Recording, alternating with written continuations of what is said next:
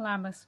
Mūsų tarpe yra 6% baltų varnų arba dar kitaip vadinamų vizionierių.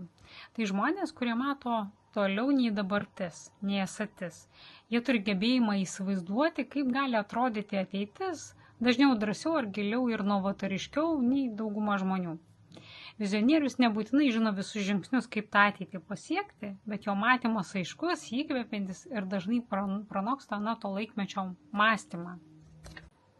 Vizionierius be veiklos lieka viso labo svajotojų, o vizionierius, kuris sugeba įgyvendinti savo viziją arba suburti tam žmonės kažkokiam projektam, tampa transformatoriumi, žmogumi, kuris keičia realybę. Labai dažnai aplinkui save girdime kritikuojančius mūsų žmonės. Tai gali būti žmonės iš aplinkos rato, bet aš labai kviečiu negirdėti jų, jeigu šventai tiki savo idėją.